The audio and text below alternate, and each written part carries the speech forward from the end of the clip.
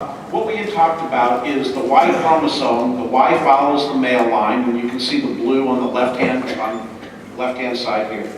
And that's the transmission of the Y. The transmission of the mitochondria, oops, sorry about that. The transmission of the mitochondria is in red on the other side of the screen, but no one else, in other words, all the folks who are marked in gray, I cannot provide my DNA and directly interrogate them.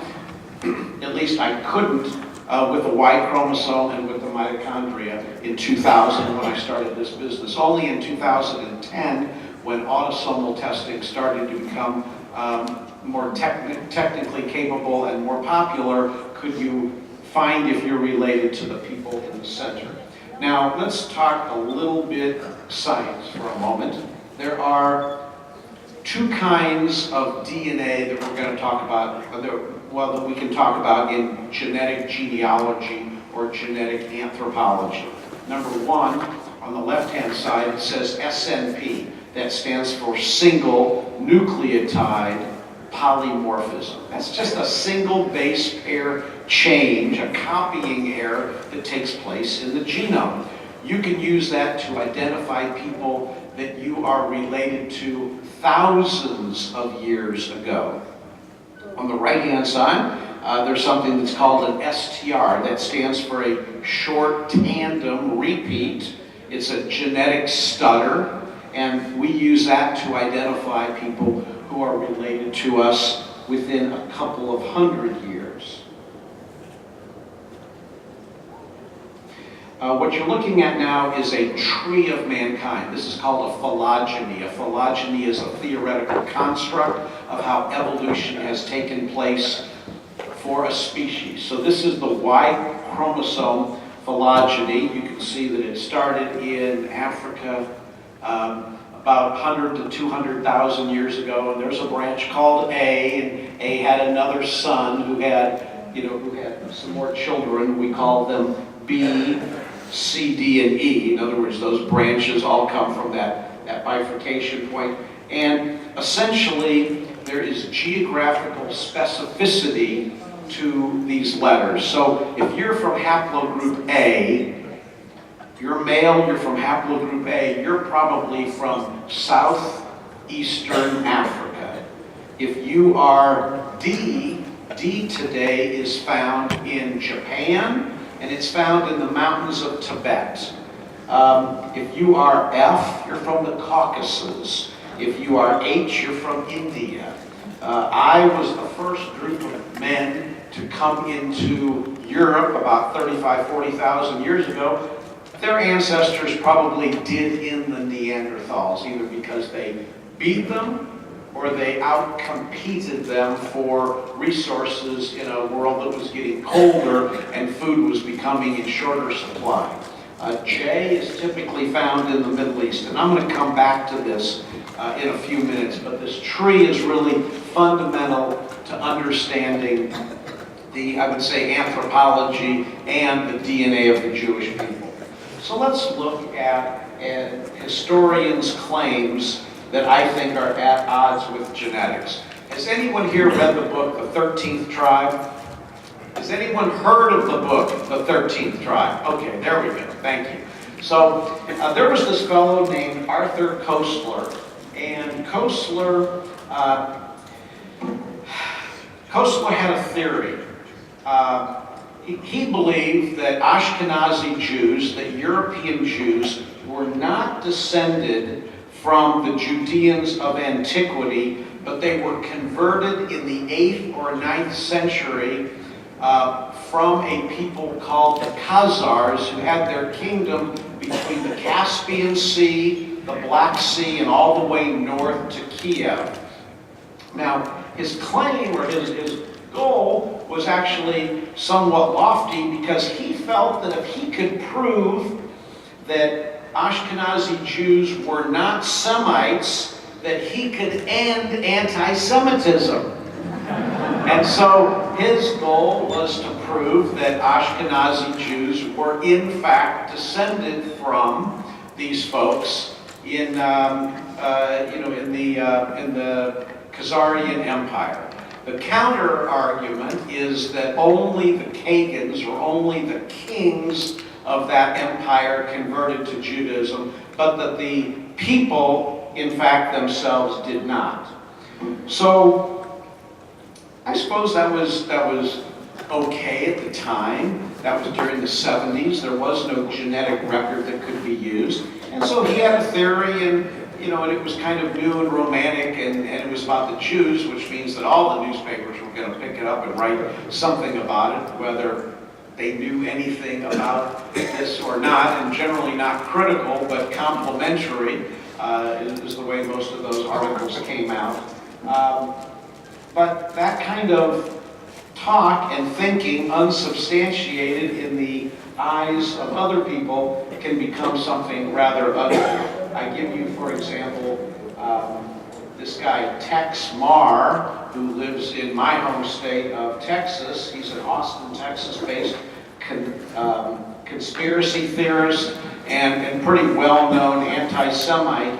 He picked up a comment by an Israeli who has some issue with Ashekanzi because he's half Sephardic and half Mizrahi, and he made, Iran el-Hayyak, made the statement, there are no blood or family connections among Jews. The various groups of Jews in the world today do not share a common genetic origin. Their genome is largely Khazar. Whatever Israelite blood the Khazar Jews have is minuscule.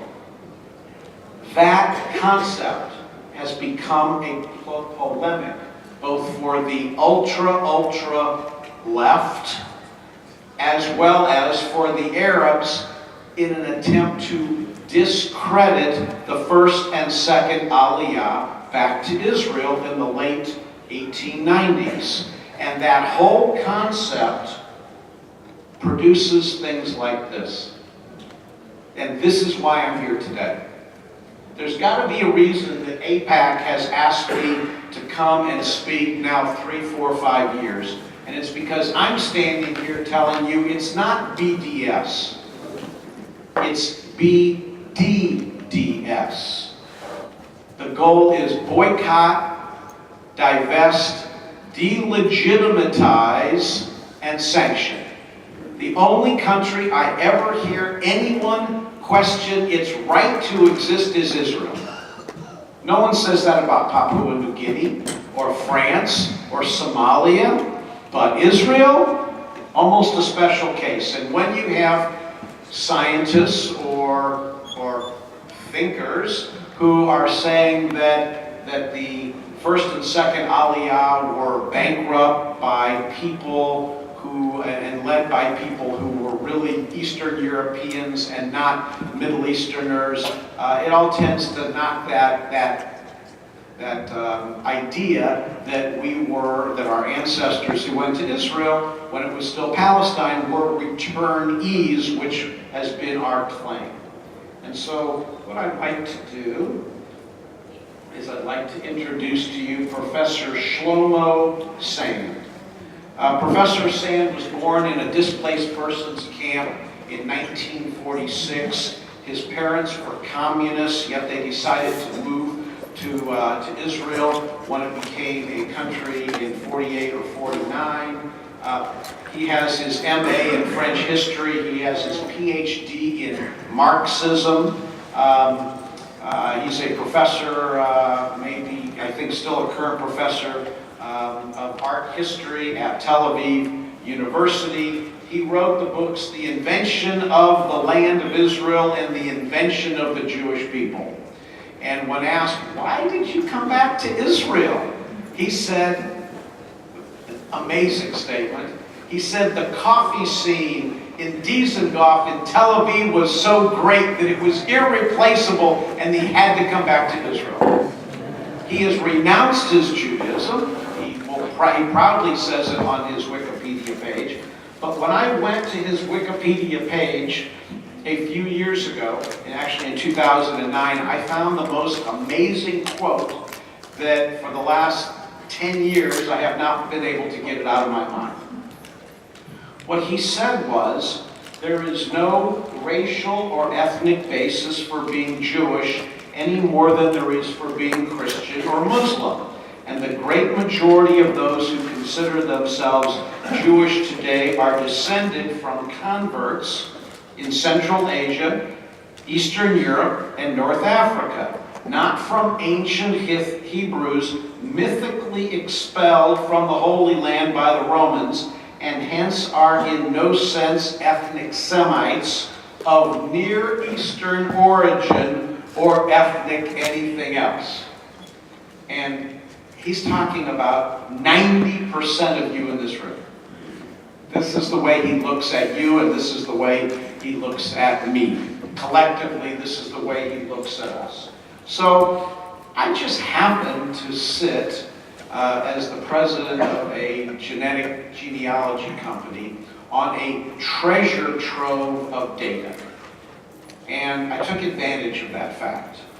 I started to go through our database. It took me weeks to go through our database, identify all the male lineages that were Jewish. If I had two men with the same last name, I would throw one of them out because I was only looking for, in effect, one name for each representative lineage. And then I summed them up and kind of characterized what the DNA of the Jewish people looked at. And ultimately, I did the same thing for Sephardic Jews, and then I reached out to a colleague, Dr. Hammer at the University of Arizona, and I said, give me your Muslim populations. I want to look at all the Middle Eastern populations, and I want to do the same thing so I can make a basis for comparison. So let me go to the next slide, and let's kind of eat this elephant in pieces. Sand said there is no racial or ethnic basis for being Jewish any more than there is for being Christian or Muslim. Sand seems to reject the idea of any historical connection between Jews from different countries and different backgrounds. His argument claims that Jews who are Sephardi and Jews who are Ashekanzi share nothing but a false belief that there must be a genetic link between these historically separated groups. In my mind, that would extend to groups around the world who claim to have been Jewish in their past. So let's look at a few real-world examples. Number one, I show you Berta Sanchez. Berta was born in Spain to a Catholic family. Amazingly, after 500 years, they had an oral tradition of being Sephardic Jews. 20 generations. She wasn't able to prove this using conventional genealogy paper trails. In other words, she wasn't able to go back from her mother to her grandmother to her great-grandmother to an incident in 1492 that said, and the Jew converted. And so she had no evidence. She had no proof. So she turned to DNA testing in an attempt to solve her problem. And when she did, I will tell you, and I'll show you the slide in a moment, she received no matches whatsoever from anyone Jewish who had tested with our company at that time. All of those folks would have been Ashkenazi. She had no matches. She also had no matches to anyone in our database who was not Jewish, who was from Europe. And so I reached out to another colleague, Dr. Doron Behar, from Rambam in Haifa, and I said, can you share your DNA results with me? I have a profile I'd like to look at.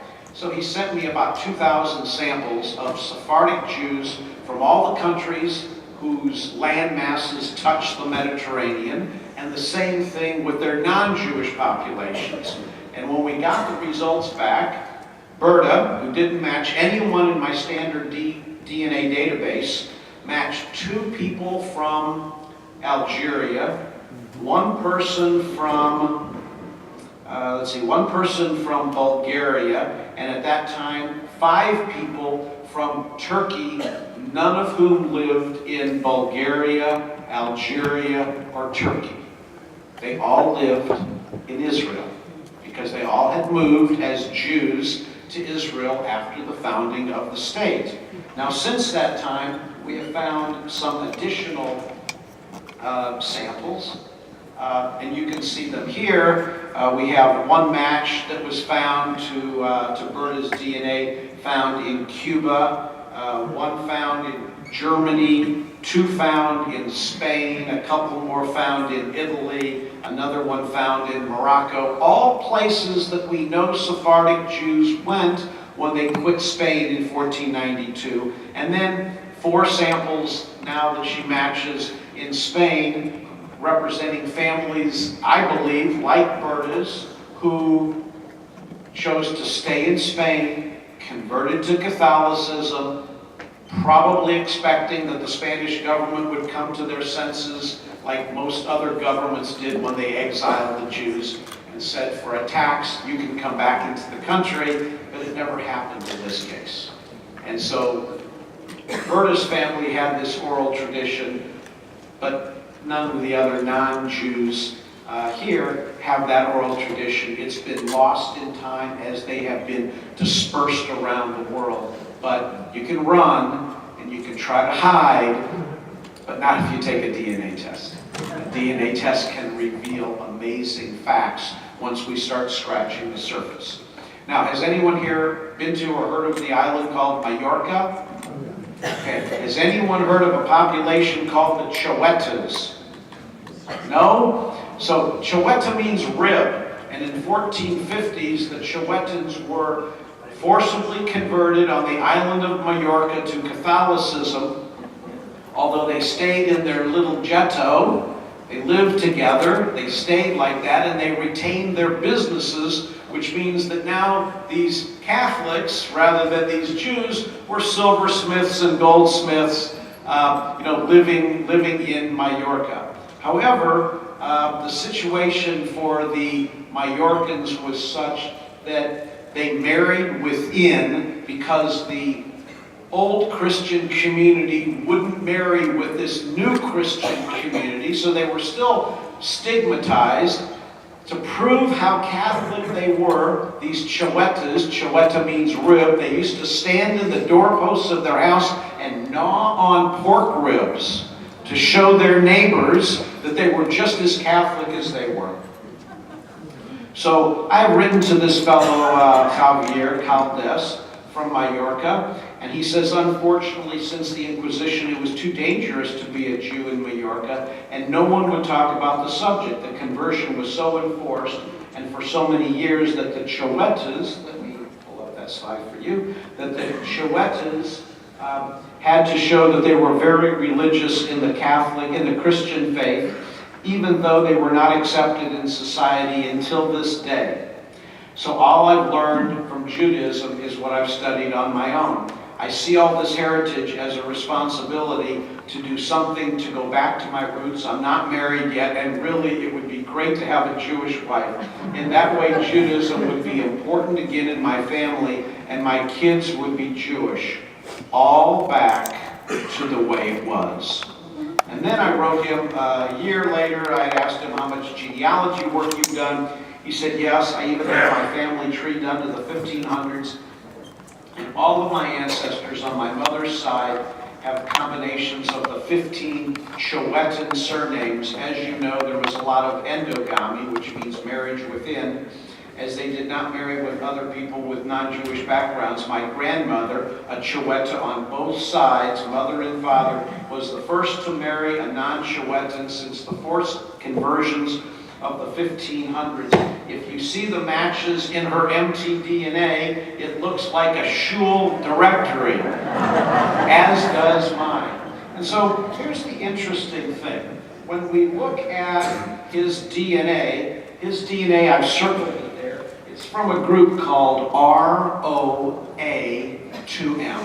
Now, that is a scientific term or a scientific classification which tells us which branch of the female tree of mankind this comes from. This comes from ROA. ROA is Levantine. It's Middle Eastern. It's not found in Spain. typically. You find H and HV found in Spain. This is something that you find in the Middle East. And every one of these matches that Javier has are Jews, except they're not Spanish Jews.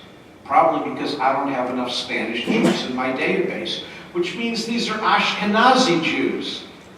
In fact, the next to the last one is a relative of mine.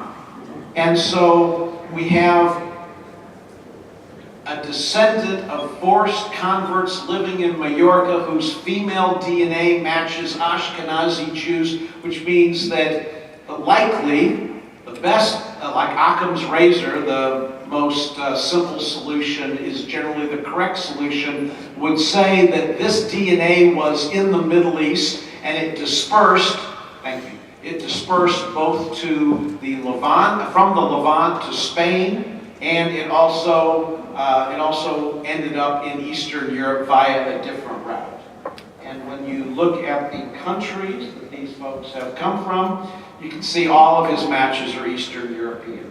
Now I know I just got a message a little while ago which probably tells me that 40 of our 70 minutes are up, so I'm going to move on here and stop telling jokes and just get to the heart of the matter here. So the second thing that Dr. Sand, or Professor Sand, said was the great majority of those who consider themselves Jews are descendants from converts in Central Asia, Eastern Europe, and North Africa. Well, now to answer this question, what we need to do is we need to talk about who the Jews are on a genetic level. And can molecular biology now answer that previously unprovable argument? Now, if you remember, I had shown you this tree earlier. And on the tree, I've now labeled the branches of the tree that we find Jewish men in. So we find Jewish men in a branch called E, which is North African, G, which is from the Caucasus, or it's primarily found in the Caucasus, I, which is found in southeastern Europe. We should remember that due to Professor Sands' statement. J is typically found in the Middle East. Q is found in Central Asia. He referenced that as well. R is found in Turkey and Kurdistan, and another branch of it is dominant in Europe, in particular Western and Northwestern Europe. And then we have a branch called T, and it's from Lebanon. So I decided to use the Sephardim as the truth set, because no one's saying that the Sephardic Jews had a mass conversion event that would have diluted their theoretical Semitic DNA into something else. And so this is what Sephardic Jews look like. We have an amazing 48% of Sephardic Jews are in that J branch, which is from the Middle East. We have about 13%, which is from E, which is North Africa, and about 16% are from the Caucasus. 18% are in this R group, which is spread out not only in Western Europe, but also in Syria, Turkey, and parts of the Western Fertile Crescent. And then you have some bit players. You've got the T group, which is found in Lebanon, only found in Jews at about 3%. That I group from southeastern Europe is found in 1 in 100 Spanish Jews. And then that Q group from Central Asia is found in 2% of Sephardic Jews. If Kostler's right, if El Hayek is right, you're going to see the Ashkenazi slide as substantially different than the Sephardic slide. But if they're similar, then it means that those guys might have their theory wrong. So let me show you what the Ashkenazi sample looks like. Let me show you what the Ashkenazi sample looks like. So again, Sephardic, Ashkenazi. Okay? Sephardic, Ashkenazi. Are there differences? Yes. The I was 1% among Sephardim, it's 4% among Ashkenazi Jews. The The Q group from Central Asia was 2%, and here it's 5%. And statistically, that's over double, which means that it matters. However, remember the words, the vast majority of those who consider themselves Jews are from I, Eastern Europe, Q, Central Asia, or E, North Africa. Now the E, the North African group, was pretty high in both Sephardic and Ashkenazi. But the real cinch here would be to look at what our cousins look like. Let's look at our Muslim cousins. And our Muslim cousins look like that. So I could say to you, what's the difference? And maybe it would be nice if I just put them all up together. Now, who's the odd man out? I don't see an odd man out here. Maybe the odd man out is the Ukraine. If you look here, J is only found at 8% rather than in the 40s. I, which is found between 1 and 4%, between Sephardim and Ashkenazim, and it's also found, by the way, 3% in the Muslim populations of the Middle East. Here it's 36%. It's very, very clear to me, and to any molecular or pop gen that I've talked to about this, that Ashkenazim are as Semitic as Sephardim, as are Middle Eastern, as are Muslim cousins. Which is why I say that almost all Jews are my 3rd to 5th or 7th cousins. Muslims are just 100th cousins. I mean, 100 generations ago, but we're still a lot closer to them, both religiously and genetically, than we are to, the Christians of Europe. Despite what people will say when they talk about a Judean Christian culture, etc., etc. So let's keep moving. So who are we on a genetic level? Or who are we really? There are Muslim Arabs, there are Christian Arabs, and I'm submitting to you today that there are also Jewish Arabs. Because we Jews, as you've seen, whether it's Sephardic or Ashkenazi, our Y chromosomes come from Arabia. We just got into a fight with the superpower of the time over our religious freedom, and we lost, and we paid the ultimate price. We lost our country. We were dispersed from our country over this.